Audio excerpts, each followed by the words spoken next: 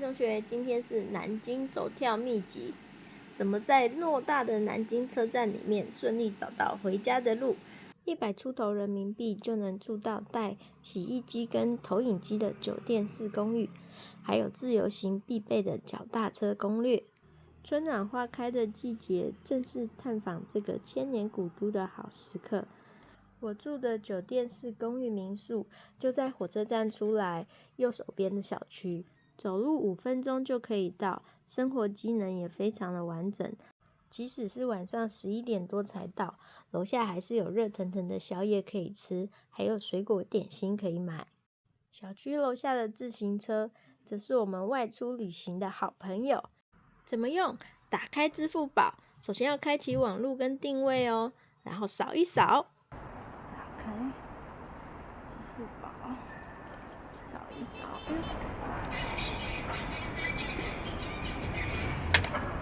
耶，锁就开了。看，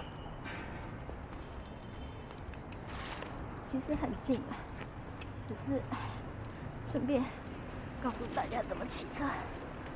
喂咻！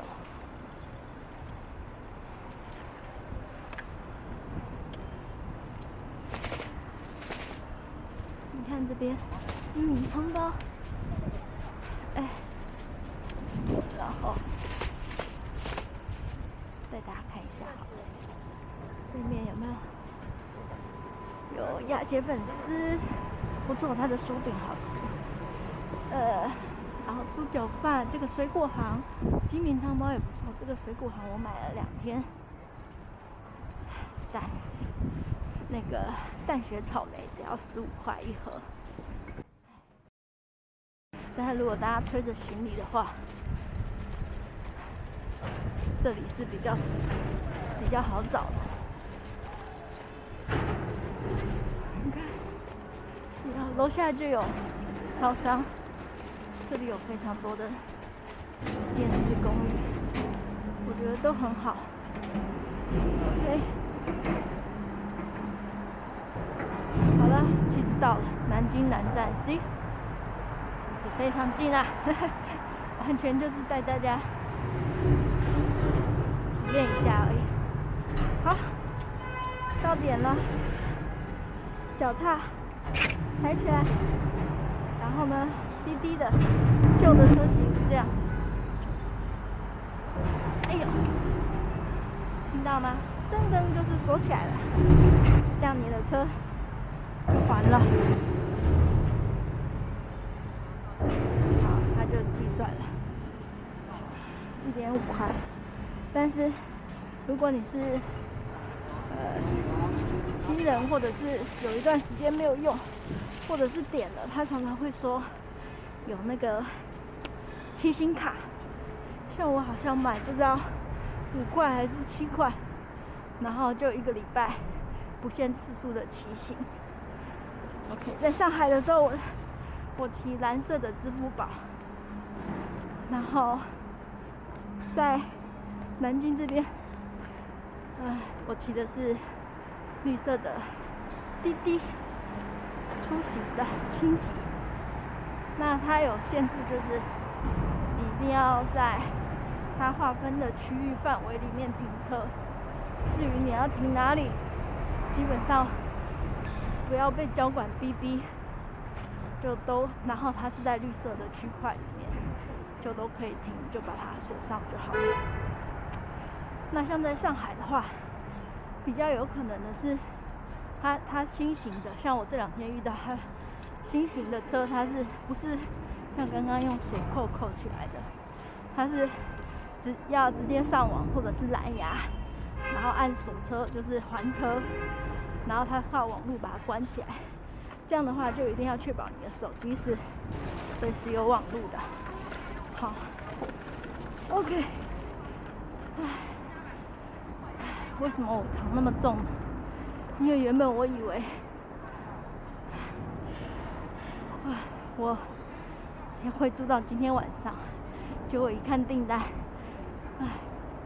原来我今天就要走，所以呢，好吧，那就整理一下就出发，然后把那个多买的半只酱鸭、还有鸡翅，然后鸭翅就送给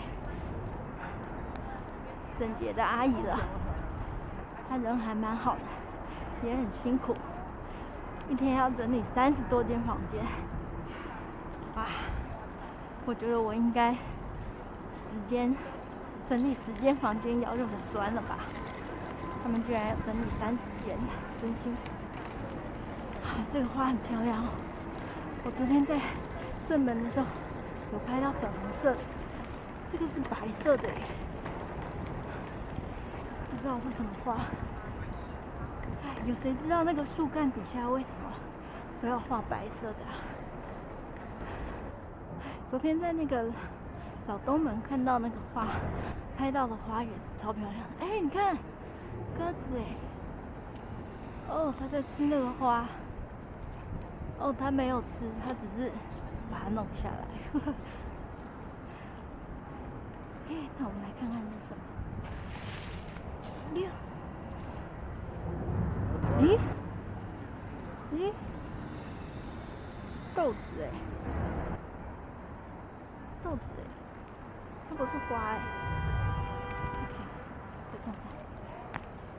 咦？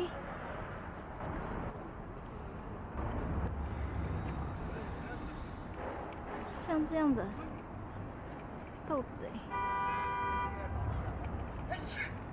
果实居然是白色的果实。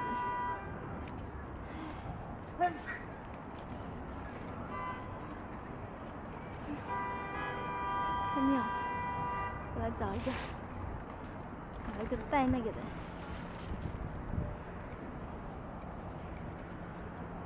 看看这种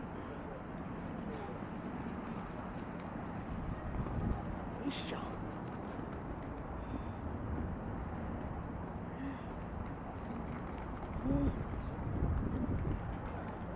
好酷哦！有没有人知道这个是什么花、什么果啊？好嘞，拜拜，鸽子。好，我们走吧。开心的妹妹。好，我们加快脚步来到车站的入口。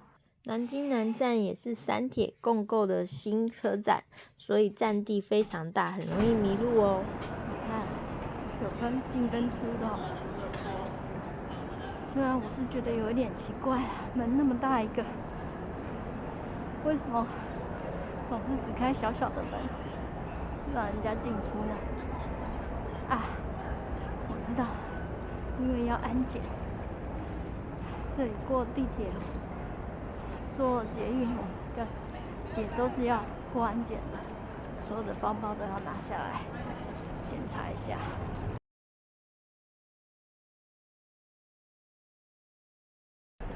地铁下去，好嘞，地铁下去。南京南站是3铁共构的大车站，记得要看好地标再走，不然会绕很大一圈哦。坐地铁的方式一样，打开支付宝，确认位置，点出行，就会出现对应的 QR code 咯。Take your cell phone， 支付宝，出行，有公车、地铁，好，这个地铁卡。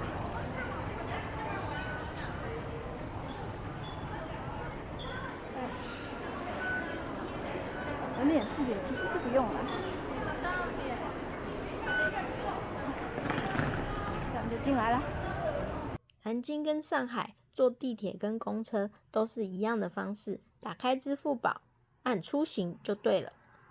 最后，虽然南京南站有高铁也有火车，但是火车票台湾人必须到人工售票口才能买，一般自助售票机是买不到的哦。